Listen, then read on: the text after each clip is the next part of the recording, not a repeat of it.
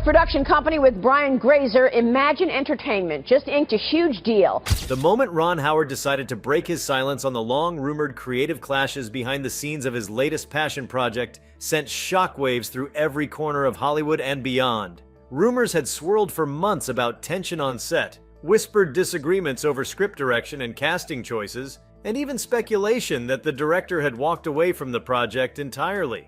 Yet when Howard finally stepped forward with an unvarnished account of what had truly transpired, the industry collectively paused. Conversations that had been confined to closed-door meetings and social media murmurs suddenly swelled into a full-blown cultural moment as colleagues, critics, and fans alike scrambled to recalibrate their understanding of one of cinema's most respected figures.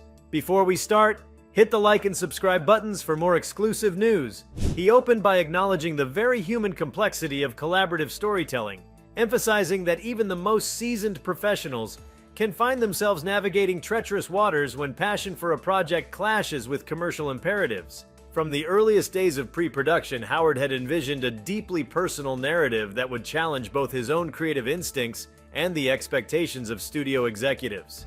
What followed was a careful balancing act, one that entailed championing untested actors, resisting calls to simplify key thematic elements, and insisting on filming in remote locations that proved more logistically demanding than anticipated. News outlets and industry insiders had painted a picture of a director at odds with every department head, but his account revealed something more nuanced. The disputes had not been born of ego, but of conviction, a desperate bid to protect the core emotional truth of the story. According to Howard, every conversation about budget cuts or revised shooting schedules carried an undercurrent of fear. Fear that diluting the project's original vision would betray the very reason he had chosen to tell this story in the first place. That fear, he confessed, sometimes eroded his customary calm, leaving him prone to moments of uncharacteristic frustration. As his revelations spread, it became clear that the implications extended far beyond the fate of a single film. For rising directors watching from the wings, his candor served as both an inspiration and a warning. The landscape of modern filmmaking is increasingly governed by data-driven decisions, where test screen numbers and streaming algorithms often outweigh artistic aspiration.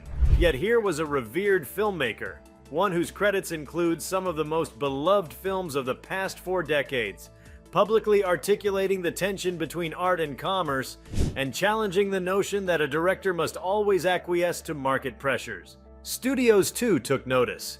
In a climate where every green light is scrutinized by shareholders and market analysts, his frank discussion about walking away from lucrative projects underscored a growing concern that risk aversion might stifle creativity at its very core.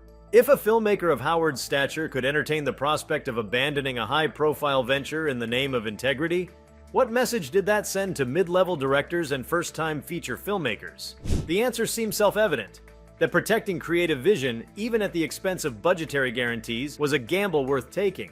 Film schools and artistic communities immediately seized on his statements as a rallying cry. Seminars on studio negotiations and lectures on creative autonomy sprouted across campuses. Students dissected Howard's account, analyzing the moments when he chose to push back and the strategies he employed to advocate for his vision. Questions that once felt theoretical: how far should a director go in resisting notemonger studio executives? What tangible concessions can be secured without jeopardizing a project's financing? Became urgent, real-world dilemmas. Yet perhaps the most profound implications emerged in the public sphere, where audiences have grown increasingly skeptical of behind-the-scenes reporting.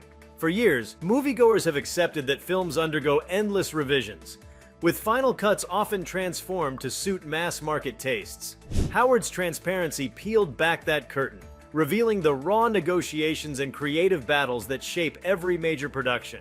Fans found themselves reevaluating blockbuster disappointments and critical successes alike, pondering whether the films they loved might have been entirely different had their creators possessed the courage to resist commercial demands. Social media platforms ignited with renewed vigor as users debated the ethics of creative control. Some argued that directors bear a responsibility to deliver the crowd-pleasing spectacles that fund future passion projects, while others asserted that the soul of cinema lies in unadulterated artistic expression.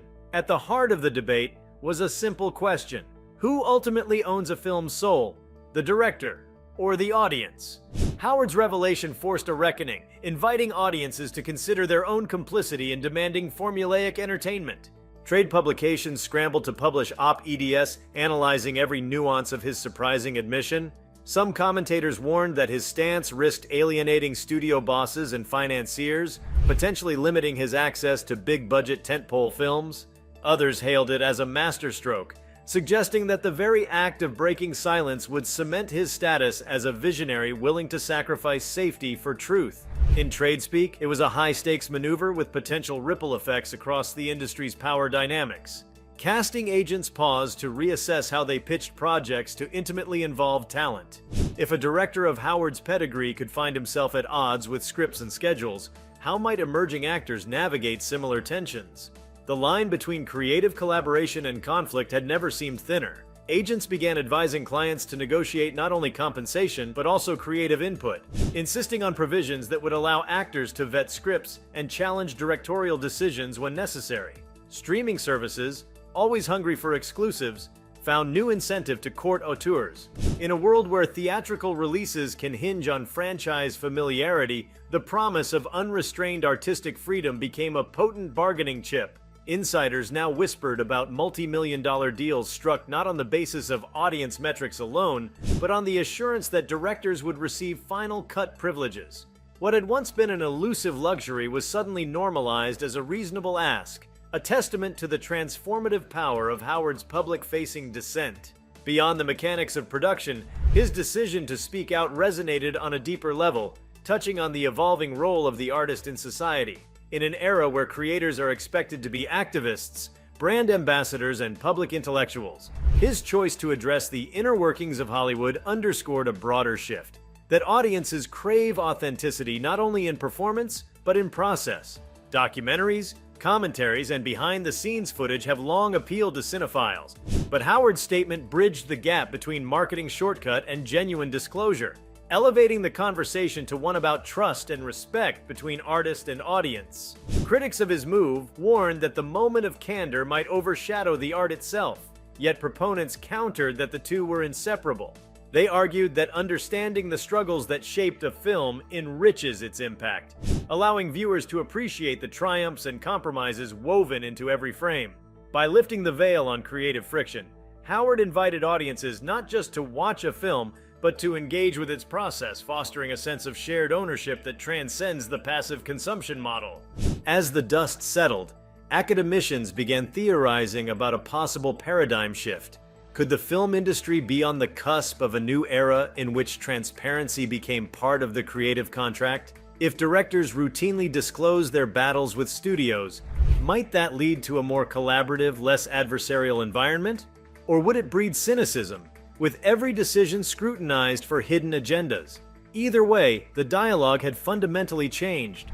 The silent acceptance of studio executive notes had been replaced by an expectation of candid exchange. Across the Atlantic, European auteurs seized on his revelation to bolster arguments for stronger artistic protections under local filmmaking grants. In territories where public funding helped sustain independent cinema, policymakers began citing his example to justify policies safeguarding directorial prerogatives. What was once a local policy debate now had a new hero in the person of a Hollywood legend, illustrating the global reverberations of a single confession. Film festivals, too, took note. Programmers contemplated special panels dedicated to the filmmaker studio dynamic, inviting voices from every segment of the industry to weigh in. The subject transcended individual projects, becoming a prism through which to examine the evolving identity of cinema itself. Those discussions, often confined to niche theaters and academic conferences, suddenly took on mainstream relevance thanks to the authority conferred by Howard's status and the intrigue surrounding his decision to break rank. If you liked this video, please give it a like and subscribe to our channel. Also, could you leave your comments below and tell us, what are your thoughts on Ron Howard's revelation? What do you expect he'll reveal? We want to hear from you. Thank you for watching and see you next time.